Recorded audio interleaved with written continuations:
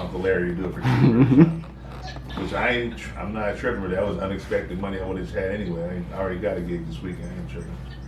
But yeah, I got a 360 gig this weekend. I had a DJ gig, but then they said that they don't allow amplify music at the park at Dan Foley, so they had to cancel or whatever. But I still had a gig anyway for the 360. That was gonna have my dad. My dad was gonna work it for me, but now I can do it myself, and I ain't gotta pay nobody to work it. So. Yeah, I got a 360 gig in Fairfield, just 3 to 5. Something like, easy money, bro. Some people from church. But then, I'll take it, bro. It's a chill weekend. But yeah, I'm in South City right now, about to do an interview for my boy's podcast he got going on. And then after that, bro, if I don't go slide by Gits and get some shoes from Gits at the store. Yeah, I told him, so if you got something at 14 or 15, let me know. If not, bro, I ain't gonna waste my time, bro. You know what I'm saying? Because, depending on how the traffic is when I leave South City, I gotta go up to 101, through the city, across the Bay Bridge. So we'll probably be done here between 2 and 2:30 though.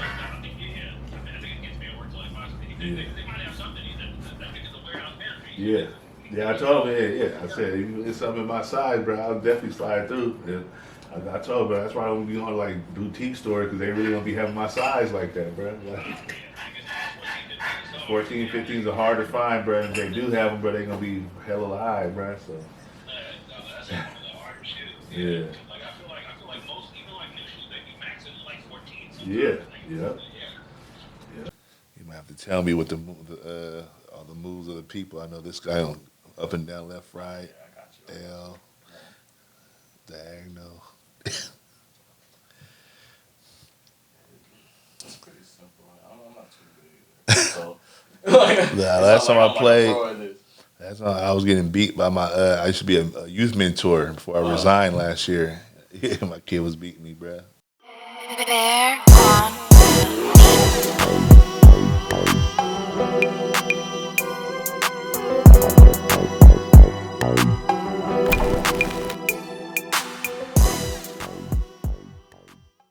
Tycoon Tactics Season 3. Welcome, everybody. Hey, We got P. Scott here. what's up, y'all? P. Scott, how you doing, man? Doing all right, man. Blessed to be here. Blessed to be here, buddy. Awesome, man. Awesome, bro. Hey, thank you for being out here, brother. I really appreciate you taking the time out of your day, right? Because I know, running a brand, running a business, what it could be, right? To cut an hour out of your day, 2 hours out of your day. So I really appreciate you taking the time to really make this happen with me, bro. I'm excited to make this happen with you, bro. I'm glad to be here, man. Thanks for having me, bro. Hell yeah, bro. Hell yeah.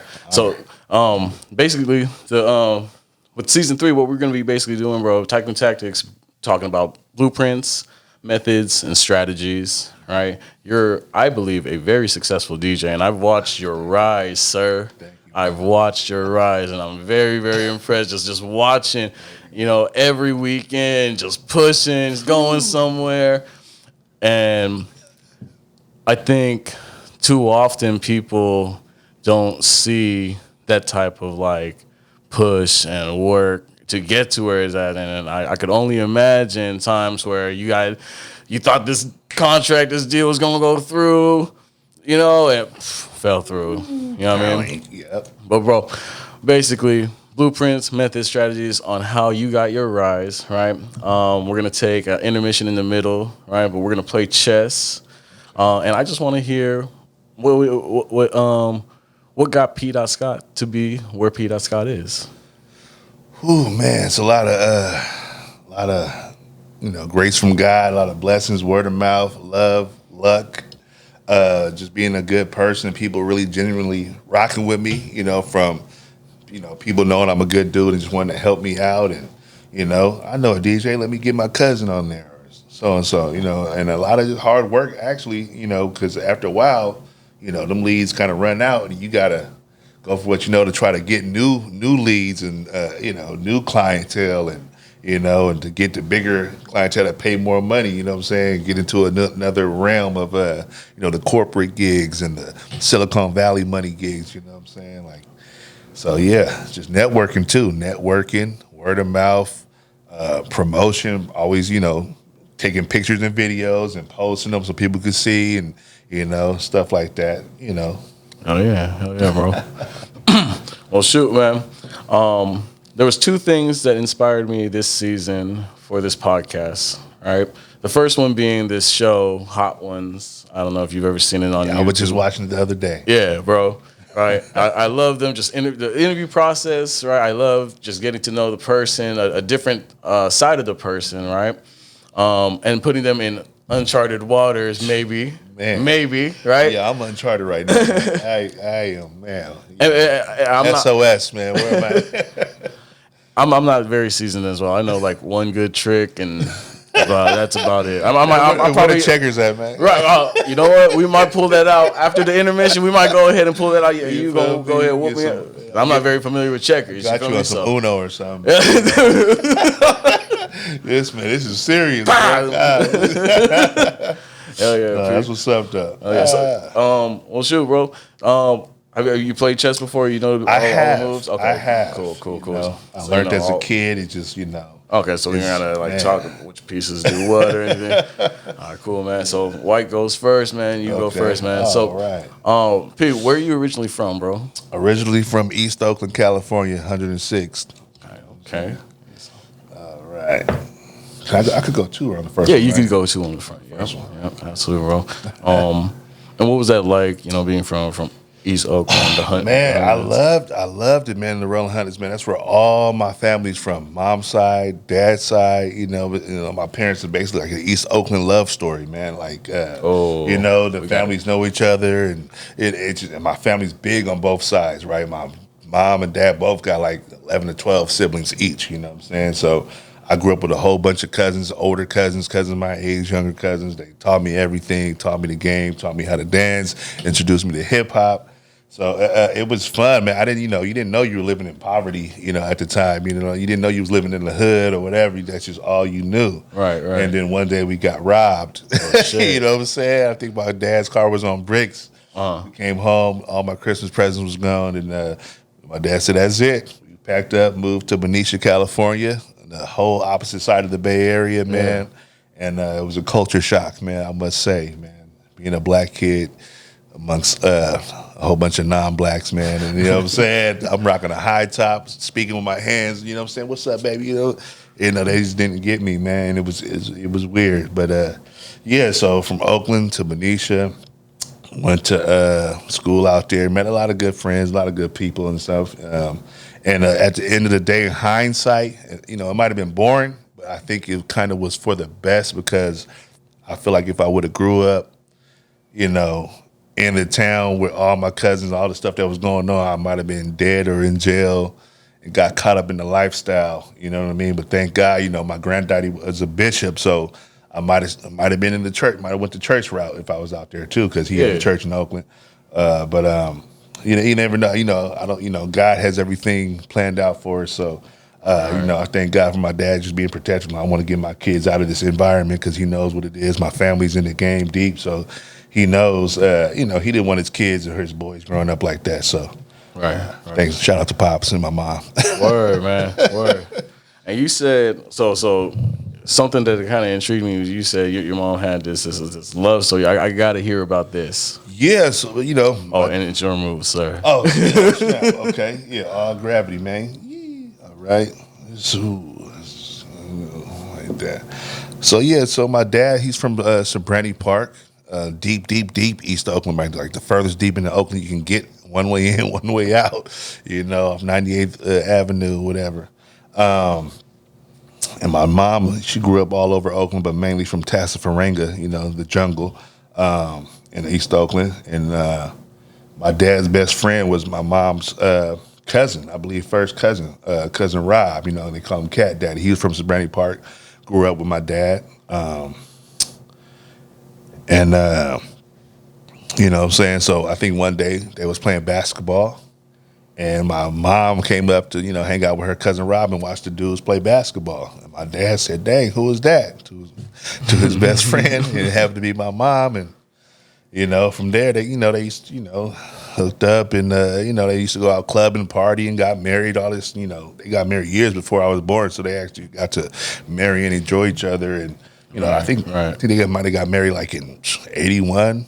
I wasn't born until 85 or something like that. Yeah. So, you know, they got to really enjoy each other as one-on-one, you know, and not just worry about raising the kids as soon as they get married. You know, I never noticed them argue. I never seen them have a fight. Nothing, dude. It's really surreal, man. I've never seen another relationship like that, man. I've never seen a relationship say, oh, we don't argue, we don't fuss, we don't fight, we never get mad at each other. I'm like, because if they do, I don't see it. They hid it from us, you know. I'm sure they might have had their disagreements, but I never noticed nothing, man. No yelling, no nothing. Yeah. No cussing at each other. I'm like, dang, you know what I mean? Everybody else I hear that's married, oh, we go through it, man. Happy wife, happy life, oh, we go through it. And I'm like, man, hey, I don't experience that at my house. You know, I grew up with both parents. They still together, still married right now. And as far as I know, it's all love, or they're good at hiding it. You know, they're probably just, you know, great at hiding it, man. Yeah. Or they just really, really love each other and respect each other. And I can learn a lot from that because, man, I wish I had a story like that. But, man, you know, life goes on. There we go, man. There we go. I believe it's my move. Okay. I'm going to do that right there. Okay. Woo-hoo. All right, so now we're here in Benicia. All right, how old are you then? I think I moved out there when I was like 5 or 6. You know what I'm saying? Okay, so you were young. Young. Yeah.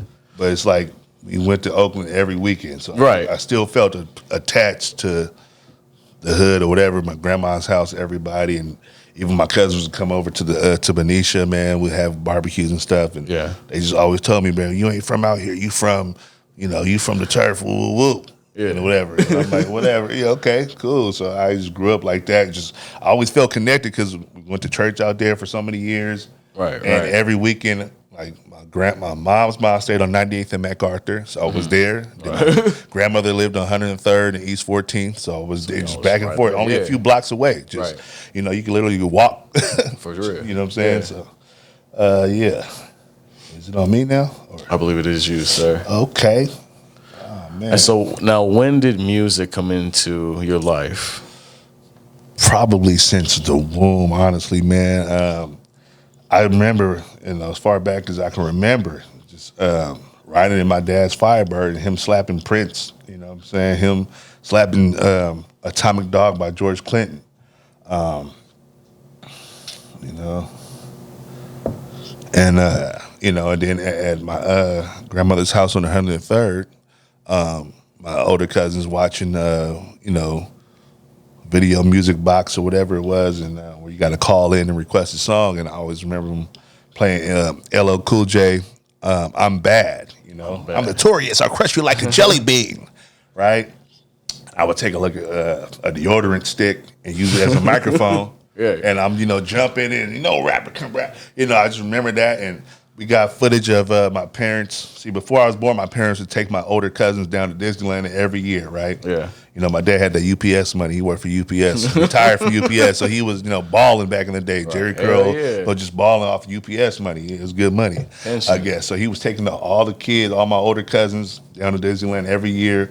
And they got footage. When I came along, they got footage of my cousins beatboxing to Paul Revere, you know what I'm saying? Here's a little story I got to tell, right? And my cousin Timothy doing the beatbox and all that. Yeah. And I just grew up in hip-hop culture, funk, raised in church, you know what I'm saying? So I always had gospel music, the full band, bass guitar, keyboards, organ, drums. I mean, all of that. I just grew up tambourines, the soul clap. I grew up with that every Sunday, mixed with, you know, the secular music, the funk, hip hop, R&B, soul. You know, my parents bumping Al Green to Prince, to Michael Jackson. Grew up watching the Michael Jackson movie Moonwalker every day. Grew up watching Purple Rain every day on VHS. You know what I mean? Just MC Hammer, the VHS tape. I had that. Like, just music was in me from the beginning, man. So I just loved it all, man. And then grew up watching BET, MTV, Young MTV raps, all that good stuff. So. Yeah. So what was like? Was it? I know you said you'd go and like kind of pick up the deodorant stick and rap, right? Now, did you? Because I know you're a DJ. Yes, Was sir. it? Because I know a lot of DJs they kind of get into it because they got an older cousin that was DJing in like a basement or something, or they had like a friend had a pair of turntables. Never had none of that, dude. How did you get into DJing? I got into DJing. Okay, so before I was an official DJ, people would book me, or like my family would book me to play music at the family events, man. Just play all the music off your Napster, off your iTunes, whatever. Just hit play. Yeah. All right. I DJed my grandma's 90th birthday party like that. I DJed I DJed a girl named Aaliyah's, like, I don't know if it was her 10th or 11th birthday like that for this Taekwondo school I used to go to, Soaring Eagles Taekwondo.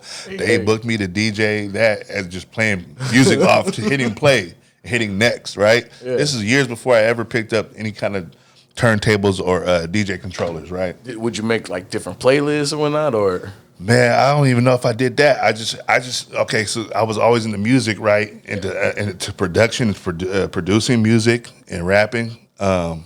So I would go to Rasputin and go to the used music section and just buy all kind of used CDs to sample.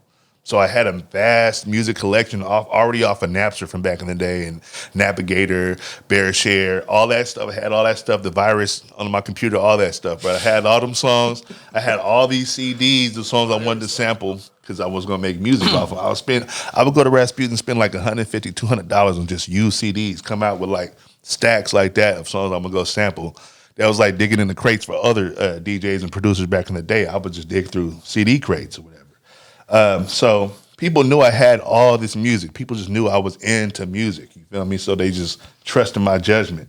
Boy, I don't even know what move. I was thinking about my move, bro. Right, okay, damn, okay. Oh, like that there. Oh man, I can't even do nothing about it.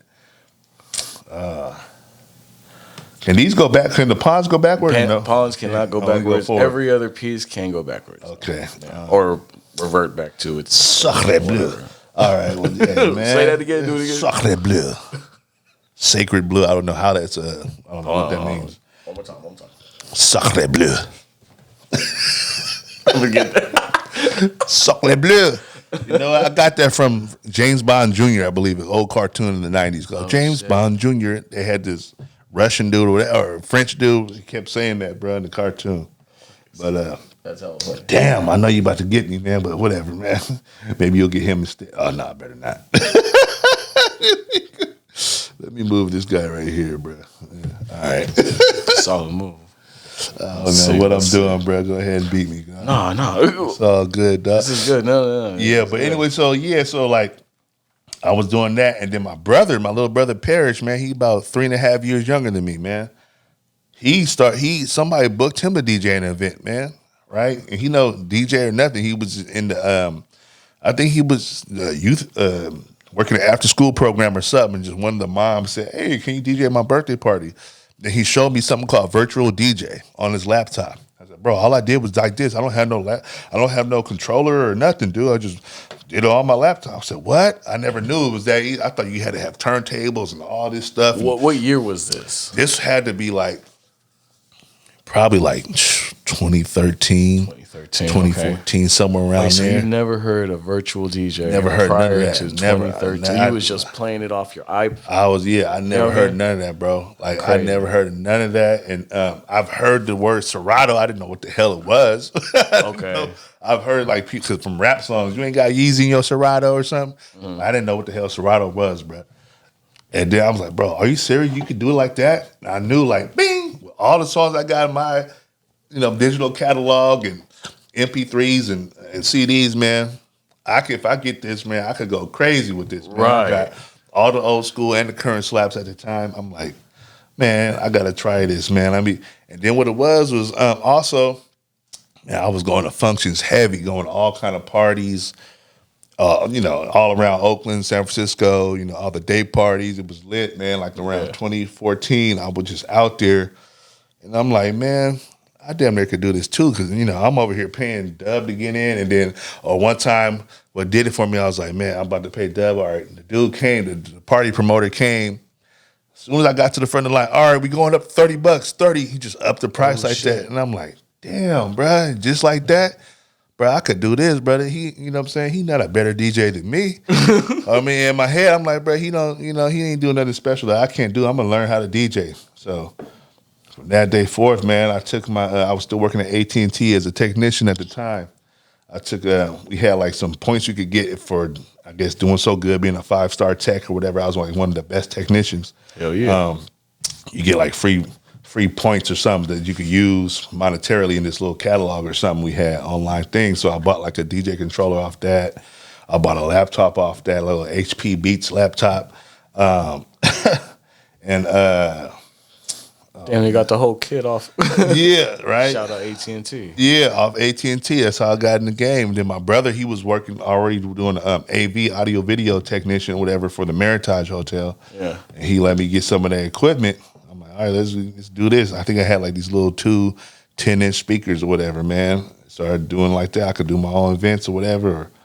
And then, but my first event, it was the year the Warriors won, 2015. My first event. Okay. We went to Vegas. Went to Vegas. My brother's first wife had just left him, man. So we went to Vegas to help him get his mind off of that and whatnot. And okay. Yeah. Let's dang. I don't know what I'm doing, bro. I don't know what I'm doing. Right. So we go to Vegas and me and my cousin LaShante, man, we had planned to throw a party at the Main Street Bar and Grill in Sassoon, California, man. We met with the owner, signed the contract. It was that Sunday. I went to Vegas like that Friday. I was supposed to come back Sunday morning. So I was in Vegas. I locked myself in a room, and my parents and my brother went out. I just learned how to DJ on the spot right there, just enough to get by to do a party. Yeah. Just enough to get by, right? Fly back in Sunday morning, go to the venue, get set up for the little day party we threw, and it worked. I rocked it though. Me and my cousin LaShante, we threw it. Hell yeah. I DJ'd it, and we made a little money, not a lot, but enough to want to keep doing it, man. And I was like, man, this I could do this, man. And then my cousins in Oakland, my cousin London specifically, he was part of a crew called Regulars Only, a crew that's based, it's a collective of cats from East. Regulars Only, shout out Regulars Only, man. You know what I'm saying? It's in Oakland. It's like my boy Tibbs' house is in his back. It's like 2-3 backyards put together. Yeah. They throw sporadic functions sporadically, man. Like they might throw a function at night. They just put the word out via text message or Twitter. Wait. This was on YouTube. They was showing like ciphers and shit. Yeah, they've been like Bro, I remember that shit growing up as a kid. That's crazy. Yeah, they've been on Vice. I think. What the hell? Yeah, I remember that shit, bro. Right, and I used to just go to them as just a regular, just because these are your friends. cousins. These are my friends and cousins and relatives. Wow. I'm just going out there to support my people. And then one day, because the original DJs for Regulars Only was, from what I know, it was Dage Digital. More vibes. He's doing his thing. And Irk the Jerk, you know what I'm saying, who's now Kevin Allen, right? Those are the 2 original DJs from what I understand. Maybe Poke too, I'm not sure. But Dage, he started going on tour. He was a tour DJ. He went on tour with like Cool John and Pilo and all them, so he couldn't really be there for this event, you know what I'm saying, for Tibbs' annual birthday event. And then I think it was just me and Irk didn't want to do the all day from like 2-3 in the afternoon all the way to we'll go to like 2 in the morning sometimes back in the day before the neighbors started tripping. So I was like, man, my cousin London, he was like, man, let my little cousin spin. He's shorter than me, but he like maybe 3 years older than me. So I'm his little cousin still, even though I'm bigger, right? Let my little cousin spin. Right? Yeah. And, so I'm like, yeah. He hit me up like, yeah, I'll do it. I love it, bro. Hell yeah. I'll open for Irk, whatever. Let me do it. Went up there, rocked it, killed it. You know what I'm saying? And then they was like, man, what you want for that? You want to, how much you want to get paid or whatever? I was like, man, just put me in the crew, bro. Let me be down with the team, bro, with the gang. You know what I'm saying? Let me be one of y'all DJs. If you ever need something, boom. So I got my foot in the door like that, just off of just show and proving, though. I had to show and prove. They was rocking with me. Right. And then so like from there, and then I teamed up with different wedding companies and just tried to hustle. Anybody looking for a DJ to be on their team to do weddings or whatever and take it to the next level. So I joined different like event companies. Hey, bro, I think I fucked up. Yeah. I was just looking on the board. Well, keep going. Yeah. Do your thing. Yeah. Oh, my bad. That's you. Okay. Damn. I don't even know what I'm doing, bro. Like, it's just to our fucking intermission. Is that the king or the queen? I don't even That's know. the king, bro. That's the king? Oh, that's the king. Am I supposed to say check or something? Yeah, check. Okay. And that brings us to our intermission. This was really good. Bro, I was plotting on your demise, dog. I seen it already. I already seen it. I was like, I see it. And fuck, what was it? Must be my Jedi senses, bro. I don't know, bro. Hey, but we gonna talk about how life can be just like this, how business can be just like this, bro. Right after the fucking intermission. Never give up on your dreams. The generic stuff to say. Never give up on your dreams. Go for yours. I think this generation knows better than my generation and previous generations because, the old model of go to school, go to college, get a job, work there 40 years, retire. It ain't gonna be no retirement no more. It's a whole nother new economy now, man. And this actually what Angelo was telling me maybe a couple years ago with Primerica. But it's the same stuff today. So kids, if you can make a TikTok and make some money or whatever, do that, invest in the NFT, whatever, invest, put some money away, become a millionaire early in your 20s if you can. Facts. Because by the time we get old, might not be nothing left. All right, that's all I'm going to say. All right. We back from the intermission. Hey. Yee. What's happening? And P-Dot got me in check on the chessboard. Oh, yeah. You can check yourself before you rickety wreck yourself. And I was literally plotting his demise. I was 2 moves away from this checkmate. Man. And then he hit me with this check. It's all good. Oh, I didn't see that. Someone hit that right there. Yeah, I got a dangerous motherfucker now. Hey, bro, but hey, shit, we was just talking about the pandemic, off camera, right? Behind the scenes, and maybe let's talk about that, dog. Kind of like what was that like? Where shit, you wasn't expecting, Bruh. and being a freelance artist, bro, trying to feed a family. Bro, let me tell you, bro. Hey, I know a lot of good DJs, bro, who ended up getting full-time jobs during that pandemic, man. They had to sell their equipment. I know companies I was working for had to liquidate and auction off all their equipment, sell everything in the warehouse because all their events millions of dollars got canceled, because venues shut down. So there's no way to have the event, you know what I'm saying? So, it's a blessing. At that time, I was still working full time as a youth mentor. You know what I'm saying? So I still had a paycheck coming in. Because we started work, we were working via Zoom. I would meet with my clients via Zoom. Videos like you looking at me, and eventually they told me, it wasn't really effective for the kids. I worked from K through 12. And the kids short attention span, so they're like, man, we need you to be out there with them. And I was just like, man, I really don't feel safe being like they back in school around hundreds of thousands of kids, and I ain't trying to bring nothing back to my kids, the C word, the C-vid, I don't want to say it to get you flagged, but the thing that was going around, and I just felt like I'm gonna resign, because I have a heart for helping the youth and all this stuff, but them kids in Marin County, man. Y'all don't really need no dang help, bro. I've been to the juvenile hall out there, bro. Y'all, come on now, knock it off, bro. Y'all just need some real guidance, bro, because y'all spoiled out there in Marin County, bro. You don't know what struggle is. You don't know. Come on, bro. Knock it off, bro. Trying to be hard out there, bro. You know who you is. Stop it. Live the good life, bro.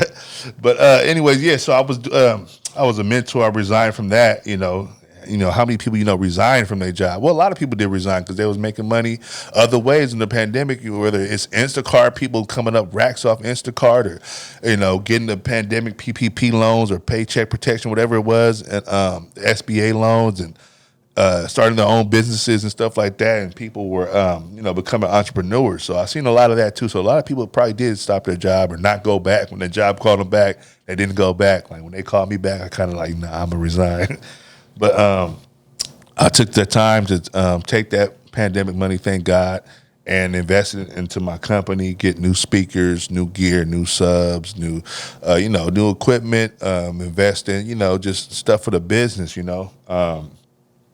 and then when everything opened back up, I was ready. Like, no, I got more stuff now. I got more firepower. I got more lights, more speakers, more boom. I could, you know what I'm saying? So I was ready when things started opening up and people started to call again and do these stuff. I'm like, yeah, let's do it. I'm ready to rock, man. And ever since then, once it started picking up around, for me, it was like May. I did a lot of proms, right? A lot of proms, a lot of graduation parties, and then a lot of weddings. And it's been up for there. I've been booked like damn near every weekend.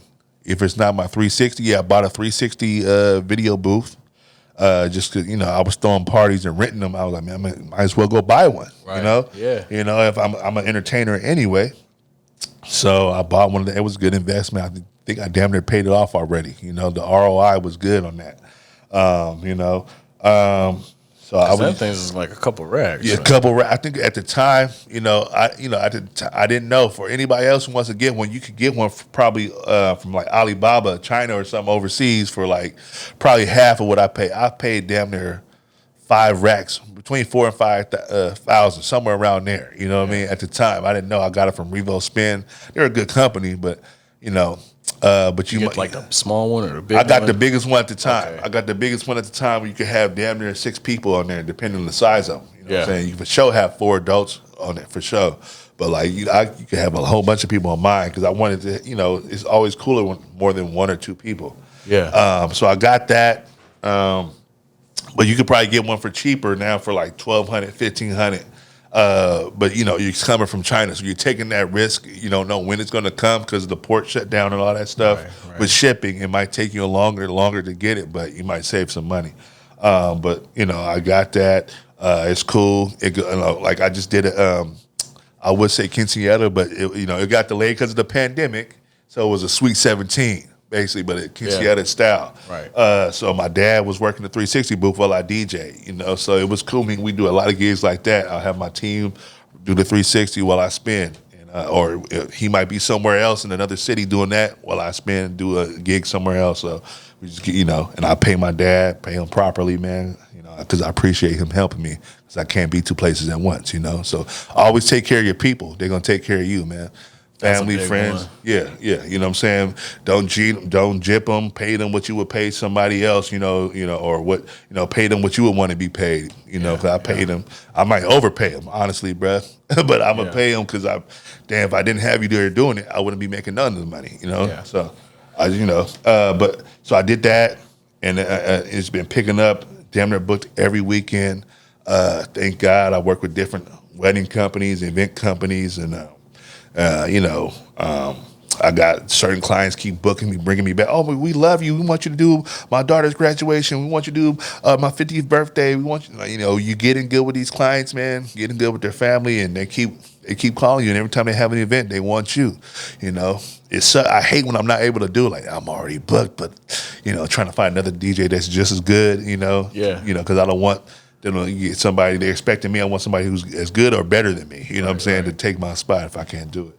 But just hustling, man, being an entrepreneur, not too proud to go do. If I got to do Uber or whatever, I'm going to go do it. Because I got 2 kids, by the way. So they're 3 and 4, or they're about to be 3 and 4. So I don't just hustle for myself. If I was just hustling for myself, I'd probably be way more lazier, laid back, like I ain't tripping if I get the gig or not, man.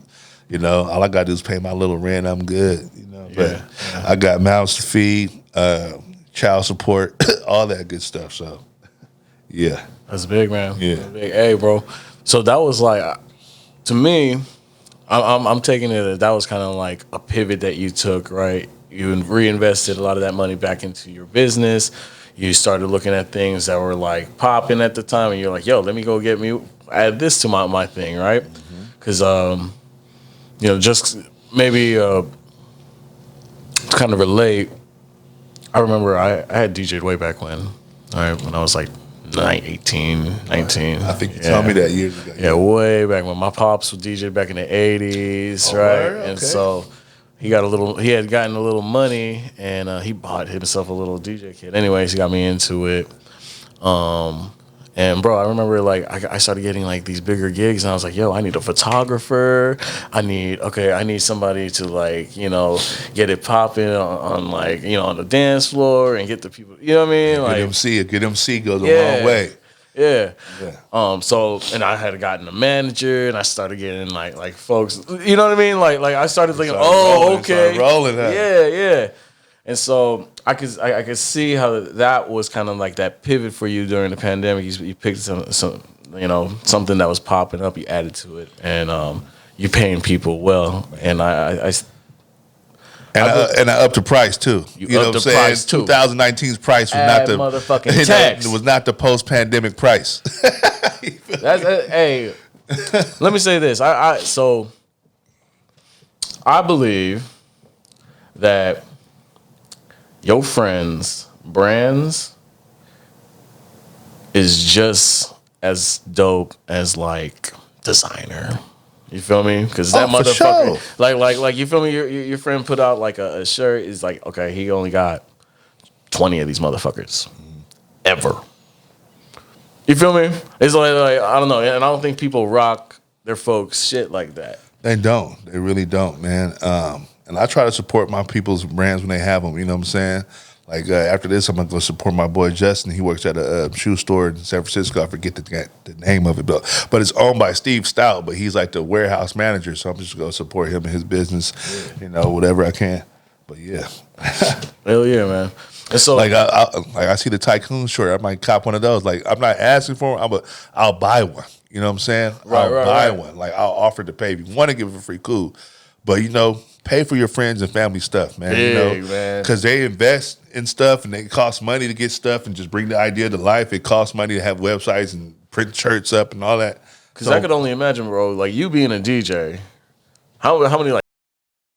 Oh yeah, all the time. It's gonna be 8 hours. And it's like because they don't really respect you as like a businessman or something like that. Like, bro, I gotta pay for this LLC every year, man. I gotta pay taxes on this. I gotta, you don't know how much. I got $1,000 worth of equipment here, man. That I just accumulated and purchased and invested in over time. Like to just, it's almost a slap in the face. Can you do it for $100 or whatever? But sometimes that's all they have. Sometimes if you know these people, they don't have that kind of money, or whatever.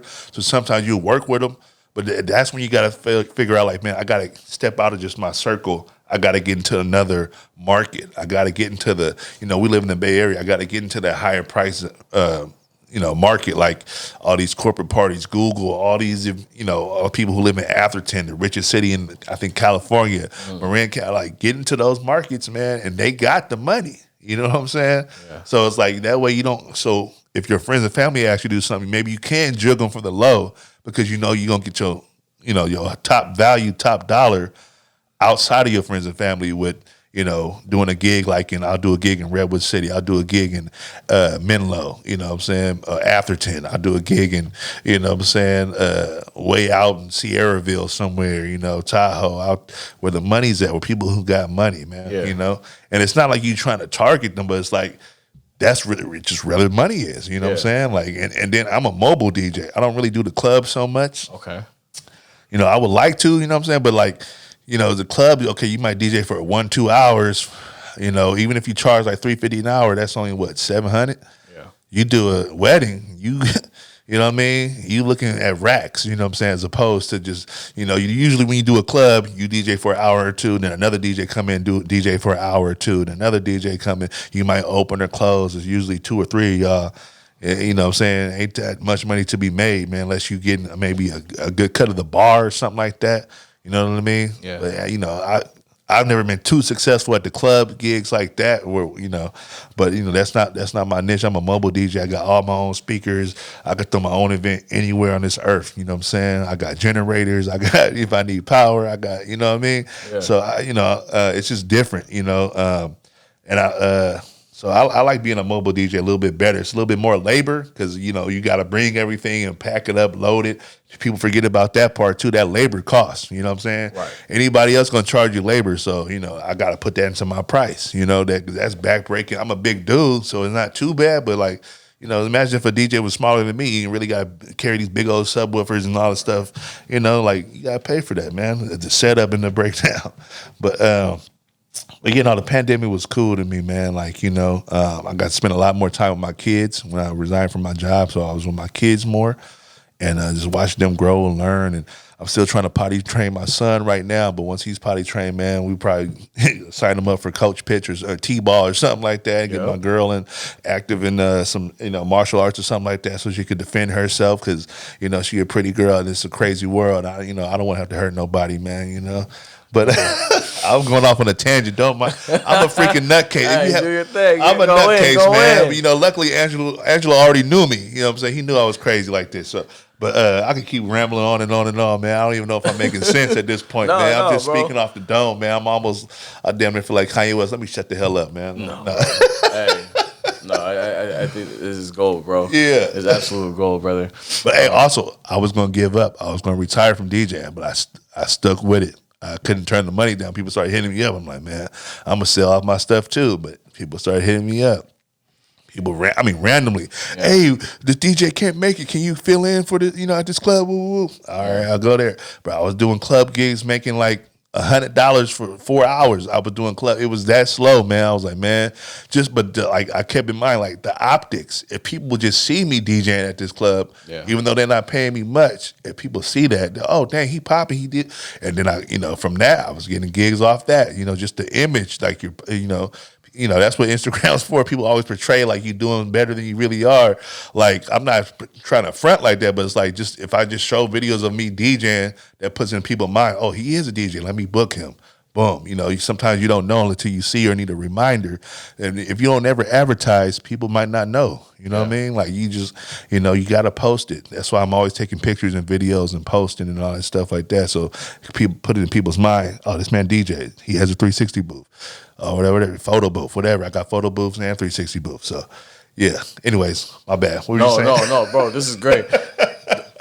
P, the biggest things I took away from you, bro, just right there was you said, I'm a mobile DJ. I'm not one of these club DJs. And, relating back, again, being a DJ when I was younger, I thought being a club DJ was like the motherfucking pinnacle.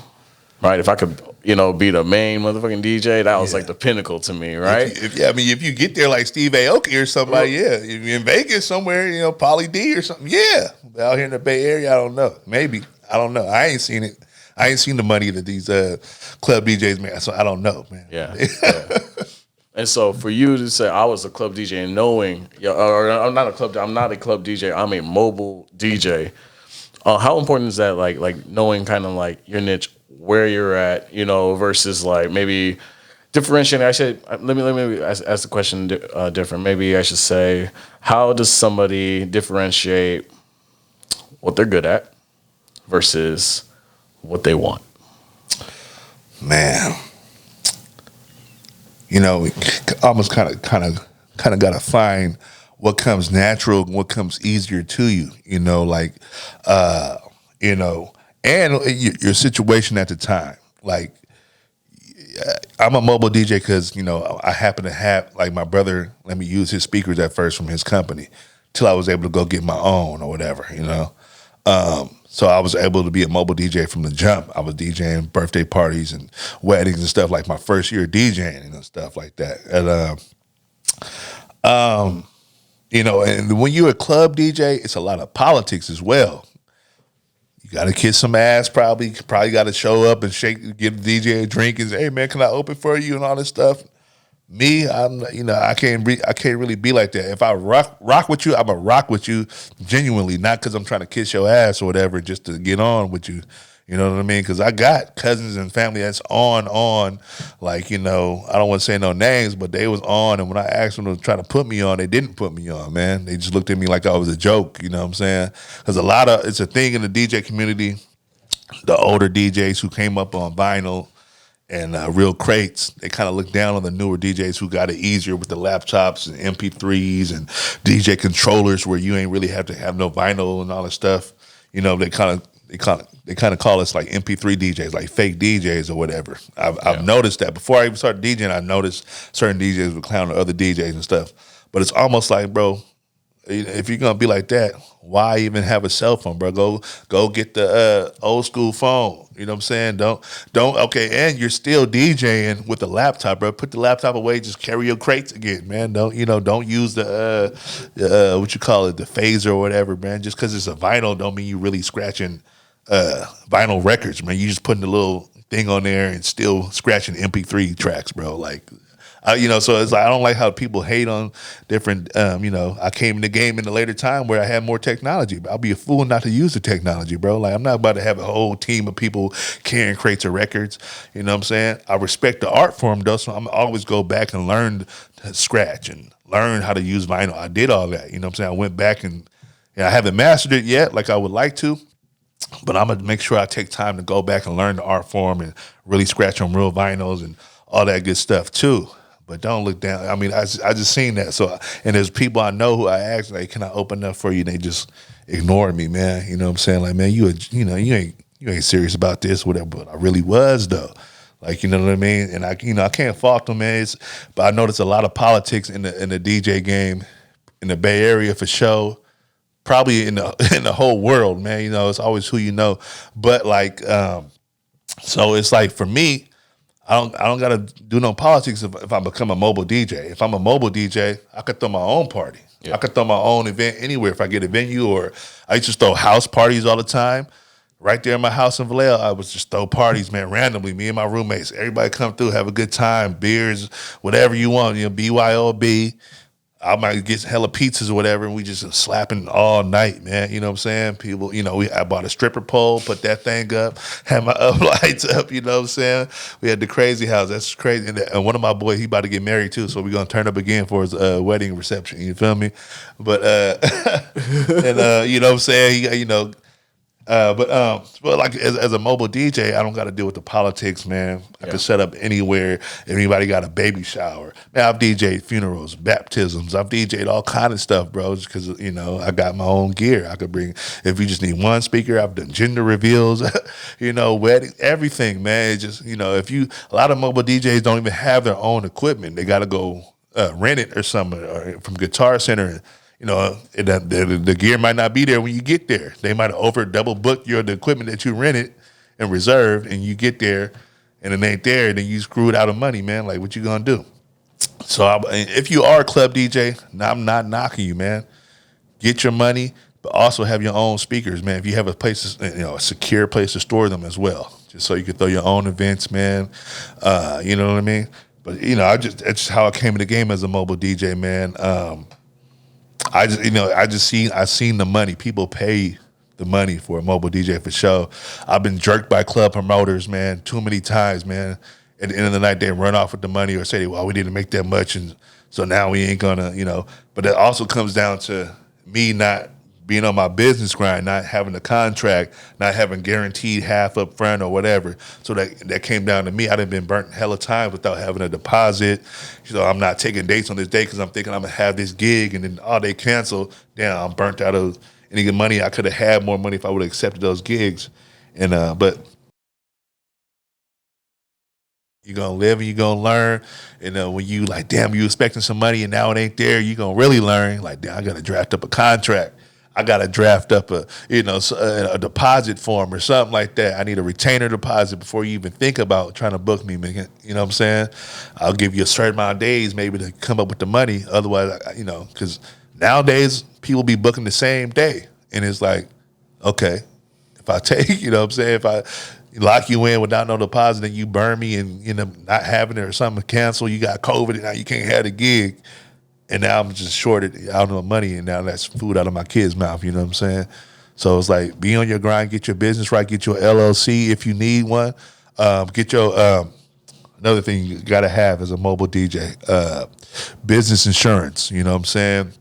It don't cost much a month, but you could get like $1 million, $2 million insurance policy that a lot of corporate gigs, like I've been in UC Berkeley, museums, all kind of like real establishments, they're going to require you to have a insurance,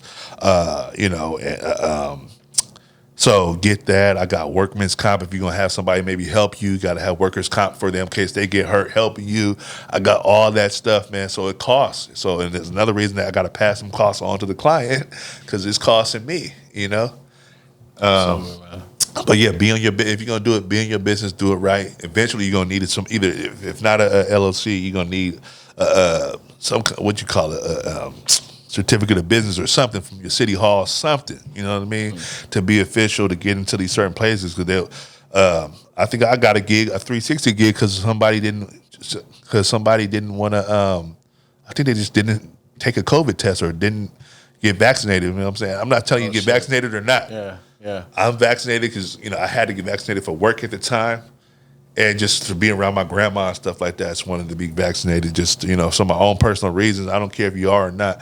But I got money because I was vaccinated.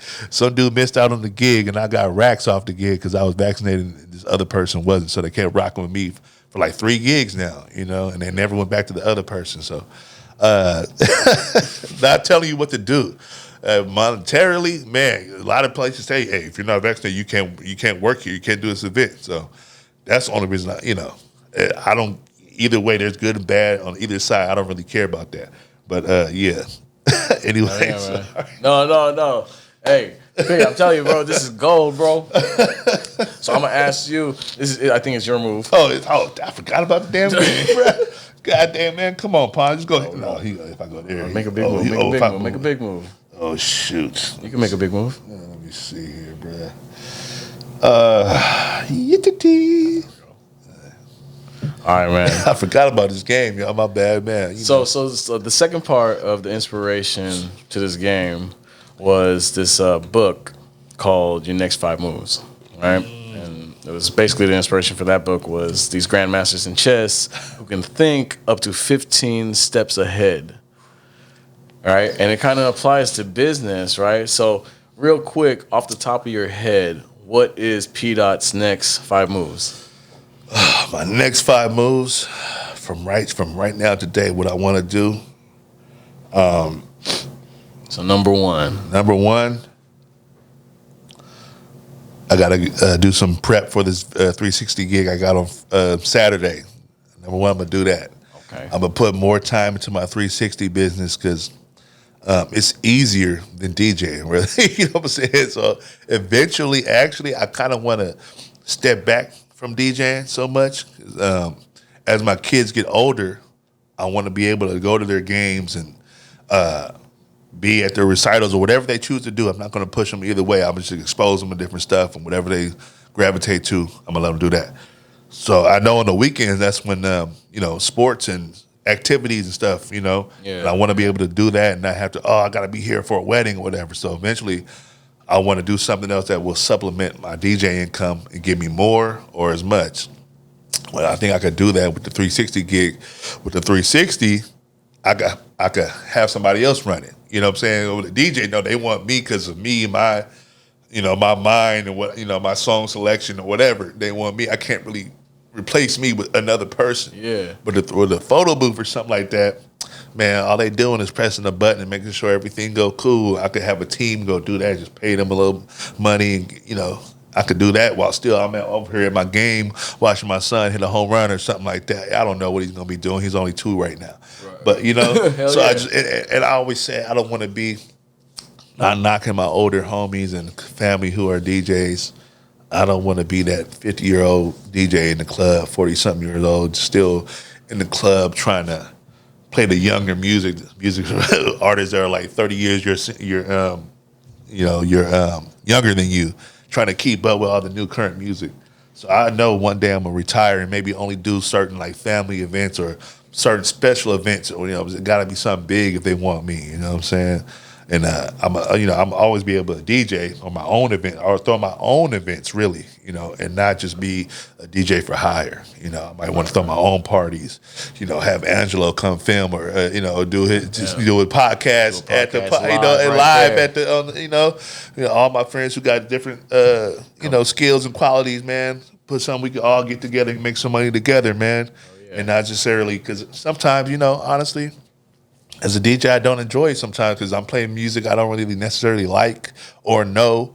Not saying I love bringing joy to other people, but after a while, it's like, man, I'm over here playing songs I don't even give a damn about, bro. Like I don't, and I feel it's kind of becoming a check almost. Like I need this money to to support my kids, but but I feel if I throw my own event, that's something I want to do. We could have different themes. If me and my friends and family come together, making some money, everybody happy, everybody eat. That's not some. I was hired to do a job. I gotta do it like this. If I don't do it like this, I might ruin their special day. These people, these weddings mean a lot to people. These are their special days. So if you flub on a name, the new Mister, I'm sorry, man, but they gonna remember that. Right. But yeah, so I definitely okay. So I want to put more into the 360 business and photo booth business. Yeah. Probably digress from DJing a little bit to just be more exclusive maybe or throw my own events. So that's 2 steps, right? Yeah. Third step, finding another way to supplement my income besides just the 360, find a way to make passive income, whether it's, like I'm still finding a way. So 4, at 4, I'm gonna go into planning, game planning, trying to brainstorm, finding a way to make some decent money. So just thinking and trying to figure out what your next step is. That should be a step to just take time and focus. You know what I'm saying? And figure out what the heck you want to do. Pray, meditate, whatever you got to do to figure out what your next move is. And then I would say 5. Honestly, man, I was raised in the church. I want to be a better Christian. I want to be a better servant of the Most High God. I'm a wild, crazy dude. I know I need deliverance, bro, because the things I be thinking don't necessarily line up with the Bible that I believe in. So I know I need. He got more work to do in me, but I do want to be a better servant of the Most High God. Just because, like, ultimately, what I'm saying. I've been looking at the new space. The space, not the Hubble telescope, the other one that's taking new pictures of faraway galaxies. Yeah. And I started to think like, dang, bro, we serve a God who created all this, or, who am I to not put him first like I should be, man? So keep it 100, but I was always raised in the church. I felt like I had a calling on my life, probably been running from the calling. But I definitely want to get more in tune with my church and my, or just Christians and the community, actually the community around me, and be a blessing to those around me, not just the 4 walls of the church. I want to. I just told my boy that I convinced him to answer the call that God had on his life, and told him I would help him with anything he needs. But at the same time, I was preaching to myself like, dude, you need to answer the call in your dang life, bro. You trying to get somebody to answer his call, and you want to help him, bro. You could be doing, you know what I'm saying? So I want God to use me to help others and be a blessing in this world. I used to want to be famous and rich and all that stuff, but now I just want to kind of really want to just do His will and raise my kids, be a blessing, and I would like to make a mark on the world some kind of way, a positive way. But if that doesn't happen, I'm content with just doing whatever God has for me to do. And also, man, another one. I don't want to put a dang album. I got at least. I feel like every human being should put out at least one album. Every human being got at least one song, one album in them, dog. I just want to at least put out one and just see what it do. I'm just curious to see what it do, man. I've made music videos and songs, That's but hella funny, bro. Cause you're like, bro, you're like probably like my 3rd or 4th friend I've heard that says that. The same thing. Just make one album. Everybody got at least one song to one album in them, dog. Because everybody, if you've lived life to be 30 or something or more, you've had life experiences, and then it's really not just for you, because when you record it and put your pain and your story on wax or record it, you could be helping somebody else. You know what I'm saying? How people feel like, oh man, that Tupac record got me through, man. Keep your head. Your story can do that for somebody else and inspire them. You never know. People could be on a ledge, about to jump off a cliff. Ruger to the head, about to just throw it all away because they have no hope or whatever, man. So not even just on a religious thing, like just a secular song, just about the struggle, could help somebody through that day, man. You know what I'm saying? Just to get, because people are taking their lives. Even they got kids at home, they still taking their lives, man. You know what I'm saying? I don't want to say it's a selfish act, But like they don't like when they're at that point, like I've been depressed. I've battled depression. I think everybody's gone through highs and lows in life. We're all human, right? Everybody's had breakups and that special girl that whatever. You know what I mean? A woman and male. A woman been heartbroken over dudes, vice versa, whatever. Everybody, I think like when we put that on, express our emotions, and get real instead of always being braggadocio. There's a time and place for everything. I want to say that there's a time and place for everything. You know what I'm saying? But the key word is everything, man. Put everything on. Don't just show them the good side. Show them the bad side. Show them the sad side. Show them the happy side. Show them the good that could come from doing good, as opposed to getting good from doing bad. You know what I'm saying? You don't have to sell drugs to become a millionaire. You don't gotta pimp whatever. You know what I mean? Like, unfortunately, that's the culture we live in the Bay Area. It's a big pimp culture, a big dope dealing culture. You know what I'm saying? But you don't have to do that. You don't have to do that to be cool, to be hip. Everything. I want to say this too. Everything is relative. To some people, I might be cool. To some people, compared to other people, I'm a square. You know what I mean? Everything's relative. You know what I'm saying? So, like, just because you see this or that don't mean nothing. To some people look at what you got. Oh, say if I go get a Benz right now. Some people like, a Benz, I'm pulling up in a Range Rover, woo, woo, woo. But to some people who are billionaires, what's a Range Rover to a billionaire, bro? I'm a billionaire, bro. I got a whole, you know what I'm saying? I'm going to space, So it's like, don't chase money, man. Like, I don't know what to say, but like, it's like, when you think you've made it, there's always somebody who's gonna have more than you, man. So what are you really doing it for, man? If you're not trying to be successful to buy your parents a house or make you a better life for your parents and your kids and your family, man, and make something, you got to readjust and rethink why you're doing certain things, man. Like, don't sell your soul, whatever that may mean to you. Don't do it. And that's for me. I always got to throw that God in there, man. God, I was raised in the church, been saved my whole life. So when I do wrong, I know I'm doing wrong. Like, when I do wrong, I don't just do wrong because I'm a fool. When I do wrong, bro, I know I'm doing wrong, and I call it wrong. I don't call my wrong right. You know what I'm saying? If I'm out there trying to holler at and sleep with all these women, I know that's wrong. You know what I'm saying? Like, I know I need to get right. You know what I'm saying? So I want to say, like, I know I'm not. I know he's not through with me yet, but I'm trying to do right. You know what I mean? So ultimately, I do want to. Because when I look at all those galaxies, man, it's like, dang, bro, like, man, we serve a God who made that. And, why is he not the focal point of my life at this? You know what I'm saying? I'm blessed to be 37 years old. I'm 37. Blessed to be here. Not be dead. Like, I got friends and family who got killed early, died early for whatever. Some died of cancer, some died, young, got shot. It's a blessing every day. I'm blessed to have seeds to carry on my name and my legacy. And ultimately, I do want to leave something behind for my kids. So I definitely want to get into a business that I could pass on, you know what I'm saying? Whether if my kids want to become a DJ, I could pass this DJ company on to them or whatever, or I might open up a dang restaurant or whatever. Just something that my family could work and generate income I could pass down or whatever, you know what I'm saying? So that's ultimately my goal. If I say my next 5 moves, I probably did 6 or 7 right there. But anyway, I'm sorry, man. I didn't mean to start preaching, man, you know what I'm saying? But it's the God in me.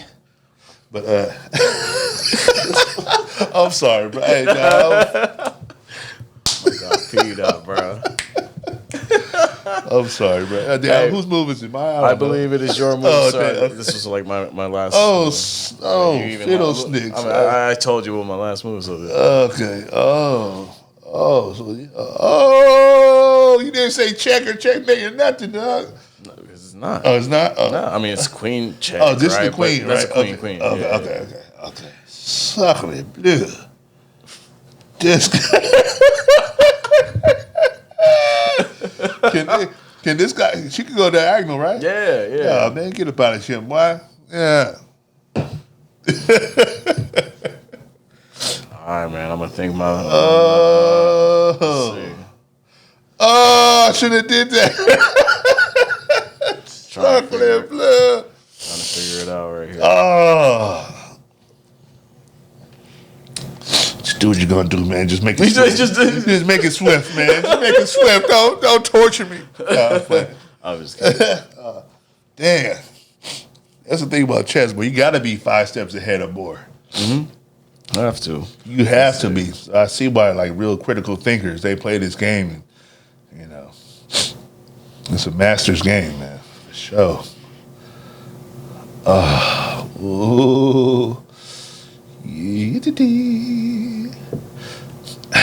What you gonna do? What you gonna do? What you gonna do when they come for you? Another thing I want to do, I want to get in shape. Health is wealth too, bro. Hey, bro, keep it 100 with y'all. I was eating just hella fast food, just got obese, got bigger than I used to be back in the day. Like just got big and ended up getting diagnosed with type 2 diabetes or whatever. Yeah, got diagnosed with that. Cause I was like, man, why am I always pissing all the damn time, right? I'm gonna keep it real with y'all, bro. Hey, you know what I'm saying? This is P. Scott, man. My name is Percy Scott. I keep it real, P. Scott. I ain't nobody, but I was on the metformin, glipizide, all this little stuff Kaiser gave me, whatever, bro. Which really doesn't help you. It kind of makes you maintain, and then over time you're gonna need more dosages of it. You're gonna need more and more of it. I started, man, there's got to be another way, a natural way or something, man, to reverse what's going on in my body or whatever, man. Because a bad diet and stress is kind of what brought it on, I believe. You know what I'm saying? So I feel like if I change my diet or whatever, it could help or whatever. So I looked up stuff and started the keto diet, which basically cuts out carbs. You're just cutting out carbs, man. You don't even got to call it a diet. Just cut out the carbs, and there it is. That's the keto diet, right? And intermittent fasting, trying to do at least 12 or more hours a day. And the longest you've gone?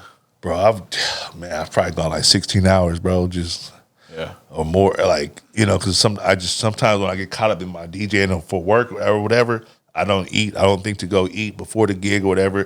I'll do the whole gig, and then I probably don't eat till after the gig. You know what I'm saying, on the way home. But then even that's still bad because, damn, that's fast food again. Only thing is open after like midnight or whatever is some fast food. Unless you got something at home you can heat up real quick. You know what I'm saying? But, you get a burger or In-N-Out, you can get a protein burger with the lettuce wrap one. So that's cool because you can eat meat, cheese, lettuce, whatever. Just the bread, that's the carbs. The fries, that's the carbs. So I'll just get 2 of those, You ever done? So I remember I done keto before, and I done the In-N-Out protein style. Yeah. Have you ever done Korean barbecue? As a diet? What you mean? Or have I had it? It follows the keto diet. Oh, I have. Korean barbecue. Yeah. Hell You yeah. done Korean barbecue, right? Yeah, I love it, bro. Yeah. So we used to go Korean barbecue, like me and my cousin, every Monday, right, for lunch.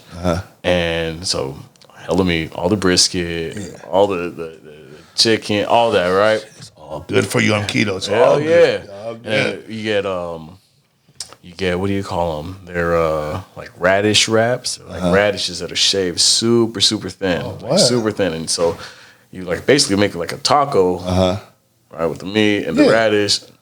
Fire. Fire. I gotta get on that. Yeah, bro. Okay. That was like my favorite thing to do while I was doing keto was just go Korean barbecue. Yeah. And And you could go crazy on all the protein, right, the bacon, the cheese. You go crazy on it, bro. Like I always tried to stay away from the cheese. That'd be fucking me up. Oh, really? No. Yeah. It can, well, if you lactose, well. Yeah, right. And I think I am. I'm pretty sure I am. You feel me? Yeah. Well, I'll go crazy with that, man. Hell yeah. I even think I got on keto at the right time. They got 0 calorie every drinks now, zero, low calorie tortillas you can get. I'll chop them up, fry them into tortilla chips, whatever. Have like my keto nachos. You know what I'm saying? So it's like, thank God I got, it's been easy for me. Keto bread, there's keto, keto everything damn near. Keto ice cream. Right. But I was on that strict for like a good 3 months, man. I lost so much weight. I started feeling better. Like, I got off the medication, no medication, right? I ain't have to go refill no prescription. And I just feel like, Kaiser or whatever, the doctors ain't going to tell you that, man. They want you to stay on their big pharma prescriptions. And they tell you eventually your body's going to get used to this medication. You're going to have to get a more higher dosage to really keep everything down. And I'm like, man, this ain't going to heal me? This ain't going to reverse my insulin resistance? But if you do on keto and intermittent fasting, will reverse their insulin resistance, and then essentially, virtually, you're pretty much no longer type 2 diabetic. Obviously, you want to stay on that diet or not get too far off the diet or whatever, because, but I haven't taken medication probably in over a year now, man. And, That's good shit, bro. yeah, you know what I'm saying? Yeah. I'm fine. I kind of got off the keto diet, so I started, eating carbs again and started picking up weight again. But I find as soon as I intermittent fast and do keto for a day or two and get my body back in ketosis again, I could easily shed the weight again. My stomach starts getting flatter. I could start seeing my thing when I pee. Like, you know what I'm saying? I was just playing. But, no, for real. I just watch all these videos on YouTube about keto, and they say, like, it's the carb, it's your body breaking down the carbs that kind of, leads to this and that, and high blood pressure and all this stuff like that. And I'm like, and I always knew, like, I watched Joe Rogan podcast. Yeah. He'd have these carnivorous dudes on there, dudes who just eat nothing but meat, just red meat, steak, elk, all that. And their body was shredded, bro, like just shredded, dog. I'm like, that can't be healthy, bro, whatever. But I guess I'm like, but that was always in the back of my head. I'm like, if they're healthy, they're healthier than vegans. This dude was healthier than a vegan, bro. And or he appeared to look healthy on the outside. You don't know what is going on with his heart inside. But so that helped me go to keto too. I'm like, man, if I could just cut, I don't gotta be on these carbs, beans and barley, no rice, cut that out, just focus on protein, meat, and just a keto diet. Maybe I could get shredded. And I was losing weight. The protein was helping me in the gym, like, you know what I mean? So it worked, man. Basically, when your body goes into ketosis, your body uses your fat as energy instead of carbs as energy, So it'll take all your fat and that's going to be your energy. You're not going to feel tired. You're going to wake up and have energy and stuff like that. But, so you just converts from carbs to your fat. And, yeah, you know what I'm saying? Yeah. That's my simple understanding of it. Yeah. I know you probably know more about it because you were like a gym trainer and all that kind of stuff, right? Yeah. So yeah, bro. That was a perfect explanation of it. And I tried it out. I was never telling nobody about it until I tried it out for myself, and I said, "Damn, this thing worked, bro! Like this thing really worked. You got to be strict on yourself and really no fries, no bread. You know what I'm saying? Like you really got to be strict on it and really try to. It's the fast food that will get me because as a DJ, I'm leaving the club or gig 1 o'clock at night, man. Only thing open is like Taco Bell, Jack and the Crack. Maybe in and out if I feel like waiting in a long ass line, get a protein burger. I figured like if I could get something at the house, I could just heat up real quick in the microwave or air fry real quick. That's better for me too. So you got to go grocery shopping and really, the groceries going up, but man, hey, figure it out, man. For your health is wealth, man. So I had kids at a late age, right? I think I had my daughter when I was 33, right? I'm 37, so she'll be 4 in August. So yeah, I want to be around for my kids, man, because when they get into high school, I want to show my kids how to, hoop, football, whatever they want to do, be able to do, practice with them, before I just send them off to a camp. Like, let me show you some basics, then I'll, pay for you to go to camp or something. I just want to be around and be around for their kids and, hopefully see my great-grandkids eventually, you know what I'm saying? So, so I, because my dad, he's healthy and all that stuff, but even he, you know what I'm saying? Like, as you get older, you start having just health conditions, man, just start coming out of nowhere. He in his mid-60s. So I'm like, man, but he was always healthy. As a kid, he was always a strong, buff ass UPS dude, bro. You know what I'm saying? Why are UPS dudes hella buff, bro? Bro, boxes be heavy, bro. I did it for like 2 weeks, bro. Real? That's what it is, huh? Y'all know, bro. It'll be a little ass box, that thing full of nails or something. God damn. I hella noticed that one time I was working and I just seen the UPS dude and I was like, what the fuck? Like, oh, yeah. Like, you look like, bro. Hey, his best friend Sam, he buffer than him, Sam, but he's like a bodybuilder, bro. I feel like he purposely got the size smaller down uniform, bro. You feel me? Like probably. They been wearing the short shorts too. Yeah, see that thigh muscle. Yeah, they're going up and down the truck, up and down hella steps and driveways and stuff. Yeah, no, I tried it out for like a week or two. I said, bro, this ain't for me, bro. That's hella funny. This ain't for me. Let me get back to my get busy. Let me get on my DJ. You know what I'm saying? Hell yeah. Yeah, but nah, yeah. Awesome for you. Is Well, hey, it's P. on me or you? Yes, I think actually it's It might be on you. I think it's you. Me? It's you, Okay. yeah. Oh. Yee-tee-tee. It's a pretty good move, bro. It's not a check because I can't even get right there, but you know, you gotta. Damn. I'm just gonna make you uncomfortable. Just do that. Just God, I'm not even gonna tell you this. son of a. Son of a. Oh no! Oh damn! My bad. Damn, you was right there, right? Where was I? I was right here. Hold on. Yeah, yep. I forgot that guy's right there, but get out of here. Damn, I'm not gonna move him. Oh no, I gotta move him. Yeah. Shoot. Oh, dang. Oh, snap. Let me just go back to where. Oh no. Hold on. Where was I?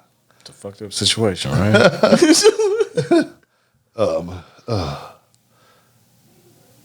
Damn it. Where? Oh, damn it. Yo. Let me just go over to your horse, bro. Screw it, bro. Whatever, man.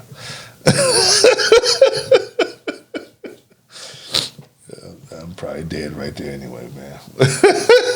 No, we're gonna make this interesting, bro.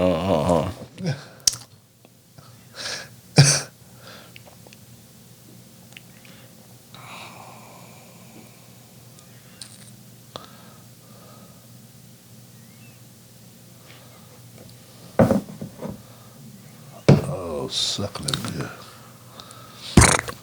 P. So we talked about your next 5 moves. We talked about where you've grown up, right? Growing up in Vallejo or Benicia, right? Right next to Vallejo. Right next to I've been living Vallejo. in Vallejo the same amount of years now. Right. The little, what was it? The little itty bitty by the water. Yeah, the itty bitty city by the water, steady getting taller. Vallejo. Yeah, I'm not from Vallejo though, but yeah, I've been living here ever since I moved out of my parents' house. I've been living in Vallejo since like 2014. You know what I'm saying? Somewhere around there, man. I should have stayed my ass at home. That's another thing. Don't move out your parents' house until you really have to, man, or something. Man, stay at home. Save That's your a real ass. Bro, save That's your a money. real- Don't care about what your friends or anybody say or clown you, bro. I don't Trying give to a be damn. independent. Bro, 'cause look, bro, I'll tell you, bro, when I was a technician for AT&T, bro, I'll do like a Filipino's home or, you know, an Asian Pacific Islander home, but all the family still living there until they ready to go probably buy another house and then let the you know, the son or daughter move in with their wife or whatever. But they don't force their kids out into the world or whatever like that. And I'm like, damn, bruh. But you know, us black people, we want to be grown. I'm grown, man. I'm a grown ass man. Can't tell me shit, man. No, bro. Stay in there, save your money, help out around the house, help out with the bills, whatever. Don't be a, you know, good for nothing son or daughter. Help out, but save your money, and then hopefully when you move out, you get some property. You know what I'm saying? Or if you get a job somewhere else, something out the way. Okay, yeah, but stay. Hey. Try to get some property. Stay your ass at home. It's hard out there, man. It's hard. Them bills is dudes. Especially out here in the Bay. Yeah, in the Bay Area, boy. Whoo, yeah, area. Hey, I'm telling you, bro. If my parents and my grandma wasn't here, bro, I'd be somewhere else, dog. You know what I'm saying? I'm really big on family, and I want my parents to grow up with my my kids, their grandkids, and you know, God is good. My grandma's still living. She's 98. She'll be 99 September 20th, I believe. So, you know, we're trying to get her, we're going to, you know, we'll throw her a big 100th birthday party. So, you know what I'm saying? But she'll probably live beyond 100 because she just, you know, but I don't take no day for granted. But, you know, she's still out here. So I definitely want to be out here, you know, spend time with her while we have her. You know what I'm saying? But, you know, if my grandma wasn't here and my parents wasn't out here in Fairfield, whatever, I'll probably be out there in Vegas with my brother or something like that, or, you know, trying to be a superstar in LA or something like that. Who knows, with my boy Joe Gray in LA, man. But you know, but yeah, don't move out your house unless you really have to, man. And if it's really chaotic at home, you getting into them with your parents or whatever, okay, that's one thing, you know what I'm saying? But if you care about your ducats, though, man, you might just want to just bite your lip, you know what I'm saying? Stay there, stack up, buy a house. Connect with a realtor or somebody like that who can say, man, if you save up a couple racks, we can get you in this first-time homebuyer program and get you a house, or do that or something, bruh. And even then, you still got to pay that mortgage, though, but at least you paying up for a piece of the earth that you own for the most part. You know, you don't really own it. The banks really own it, but still. Anyway, I should have took my own advice, bro. If I could move back, I would. They don't have no space for my black ass no more, bro. But I would move back in and save, bro. I'm telling you, dog. Whew, it's hard out here. And I'm in Vallejo. Vallejo used to be cheap on the rent. They done went up and everything, man. They done went up. It's like, damn, you forced me to move to Sacramento. Huh? I'm trying not to because the Sac going crazy right now, man, in the streets. But, bro, yeah. Stack your money, get some property if you can, man. Angelo could tell you better than me. He's more into the numbers and the money and all that stuff. I'm just, you know what I'm saying, going off what I pick up here and there. But this guy is a mountain of knowledge, man. Him and his wife, actually, man, they know money. That's all I gotta say. Sorry. I was trying to give out little jewels, man. I'm a goofy, you know. I'm a goofy ass dude. You know, people be saying like Goofy's like a diss. Oh, this so goofy. Like, yeah, I actually am goofy, bruh. Like, I'm a damn clown, bruh. Like, I'll probably be a court jester, bruh, if I was back in the, you know what I'm saying. I'm an entertainer, bro. I like to entertain. That's what it is, bro. I like to entertain, bro. I've done stand-up comedy. I've performed in church, sang in the choir, led songs in the church or whatever. I tried, I was trying to be a rapper or whatever, right? You know what I'm saying? Still working on an album right now with my boy Chris from Mix the Records. Chris, Mix the Records, man. Let's put it out, dog. We just shot videos and everything with no album. Come on, man. Let me get that one album out so I could just at least say I did it. And then Chris. And then become a gospel rapper, bro, after that. You know what I'm saying? Like all my nasty, freaky lyrics, go out there, and then I'm going to switch over to the gospel rap, bro, after that. You see? Anyway, come on, Chris. Mix that album, bro. Make that change. But, yeah. Yeah. Bro, these voiceovers, I'm going to start chopping these motherfuckers. Bro, real spit. I think it was 05, 06. I was working at Fry's Electronics in Concord, California, man. As a cashier. I'm just helping the dude out. Bro, you should be a voiceover actor or something like that, man. I'm like, really? He gave me the information to do and follow up. I just never followed up. He was like, man, here's your card. This is the information. Some lady who lives in Nevada or something. Somebody lived in Nevada or something like that. She will train you how to be a voice actor, man. You could do cartoons or whatever and make some money. I never followed up with it, bro. I kicked myself in that. Bro, I was like a young, stupid, ignorant 22-year-old, bro. Like, just, man, whatever, bro. Okay, I ain't be no damn voice actor, bro.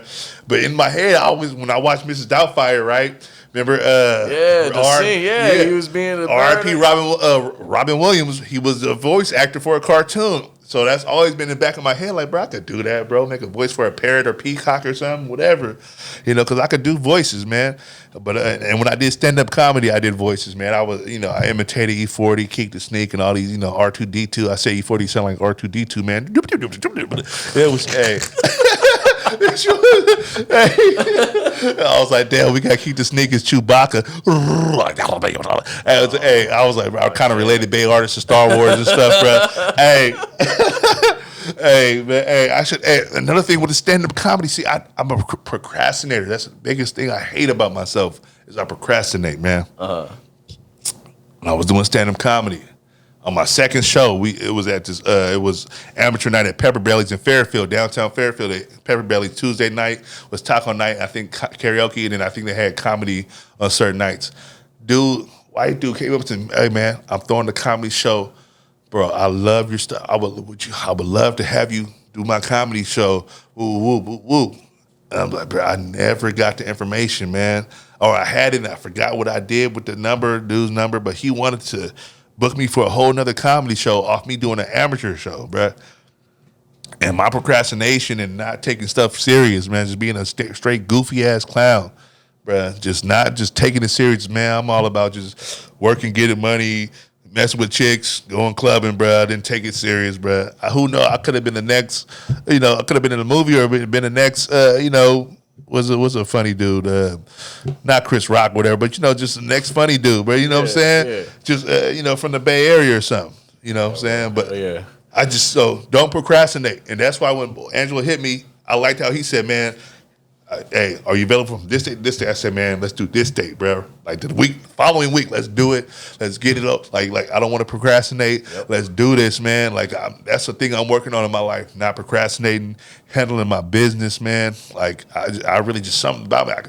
It should be something easy to do. I'm gonna go look at IG instead, man. Put the phone down sometimes unless you're making money off it, and just get the job done, man. Go make these meetings, and that's all. That's what I want to say, man. That's one of my biggest downfalls in life, and I don't want to pass that on to my kids. I want to make sure take care of all my business, so when my kids come up, I could tell them I could tell them the game because I lived the game. You know what I'm saying? I could tell them to do stuff that I did that helped me, not just do it because I didn't do it. Just you know what I'm saying? Right. But yeah, I'm sorry. I just had to say that. You're good, P. Hey, P, we only got about 15 seconds left, but where Okay. can people find you right now?